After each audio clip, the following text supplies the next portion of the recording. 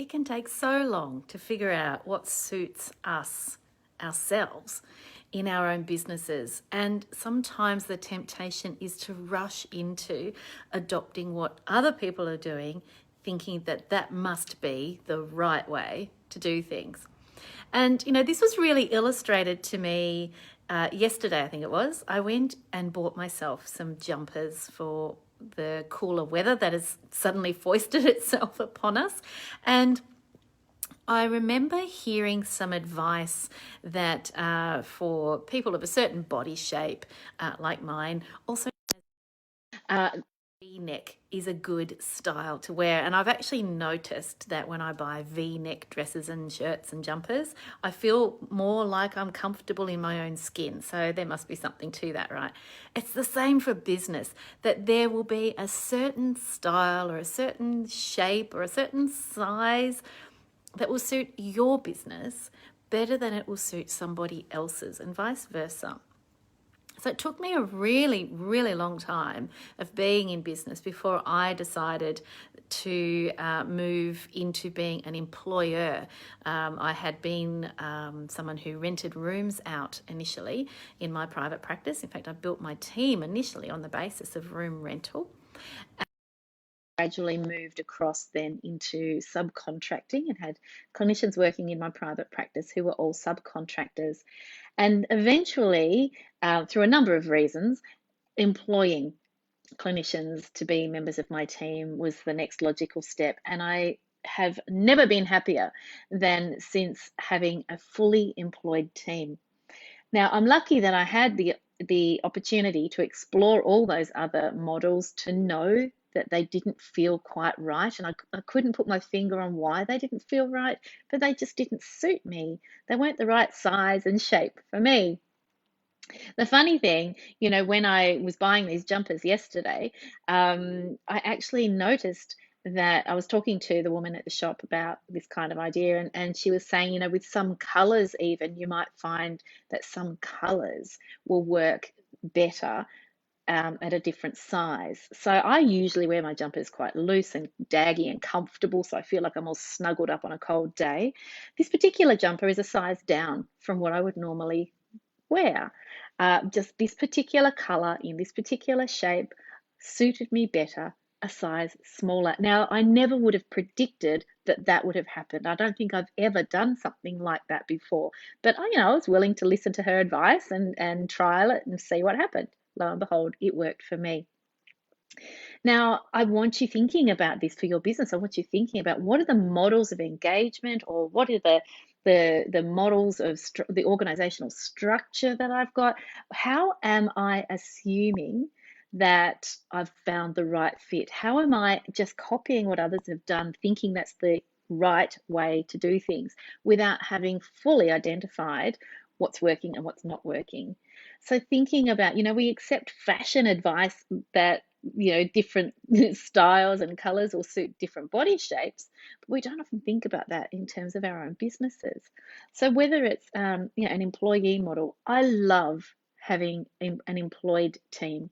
For me, it works really well because I feel like I can spoil my team more when they're employees. For example, during the first lockdown we had last year, I gave my team an extra day off. We had a long weekend, and I gave them the Friday off as well. So they had a 4-day break. You can't do that with room renters or contractors because then it's costing them money. But I was happy to gift them that day off. I could do that. I could spoil them in that way because they're employees. And that suits my personal style. Other people don't like the level of responsibility that comes with employees. They don't like that feeling responsible to that degree. And so having contractors or having room renters suits them better. So if you feel like you're not quite in the right sized jumper for your business, have a think about it. Think about all of the different things where there are variations on a theme. It might be that you're a sole trader and you're toying with the idea of becoming a company, or it might be that you've up until this point done all of your own administration support stuff, like all of the back back office stuff. You've been doing all that yourself, and you're toying with the idea of recruiting somebody to do that for you. In which case, do you go with a virtual admin person or do you go with an in-person admin person? How do you address these different ways of doing things? Simple answer, try it on. Try it on for size. So some of my clients in the past have tried employing clinicians, didn't like it, or tried having virtual admin support, didn't like it. And of course, there's the other end of the extreme as well. People who tried having in-person admin support and then decided they preferred it to be virtual. So there's all sorts of ways of skinning cats when it comes to getting your business to adopt the right style and shape to fit you. Because at the end of the day, it's your business. It's got to feel right. You've got to feel like you're in the right sized outfit. You've got to feel like it's a joy to run your business. Now, obviously, there's going to be stressful days. It's not a joy every day. I'm not being Mary Poppins about this, but it's much easier to have an enjoyable time if your business is the right size and style for you. Another example, I think, is when we talk about size of teams. If you might have 20 people on your team, you might have 3, you might just have you.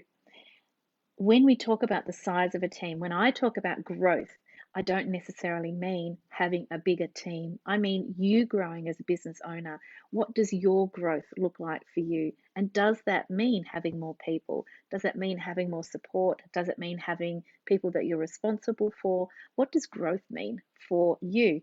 And trialing different things around that is also really, really important. But when we come to talk about the size of a team, my personal model is to have, I have a minimum number that I prefer my team members to, if they're going to be part-time, my absolute preference is a minimum of 3. And if they're special, I've got one special at the moment who's doing 2.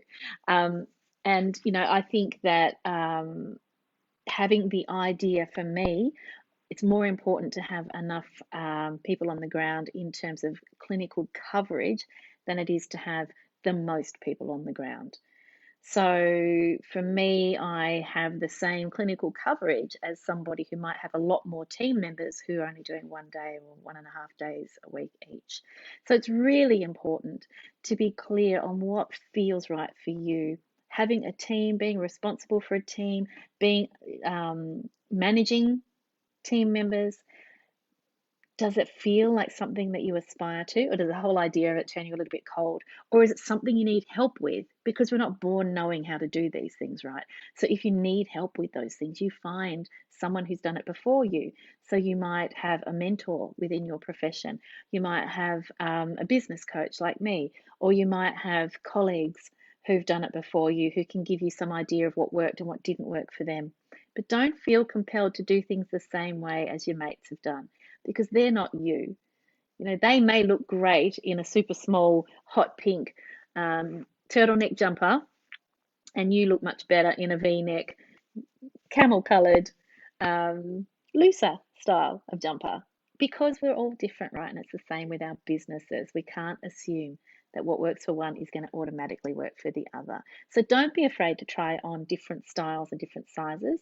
If you're struggling with the notion of being a sole trader versus a company, get the appropriate support. Talk to a good accountant, and an accountant who's not just tax compliant. They have an absolutely important role, but you also need to have access to an accountant who's across all of the whole business advisory kind of stuff and is willing and happy to have those kinds of conversations with you.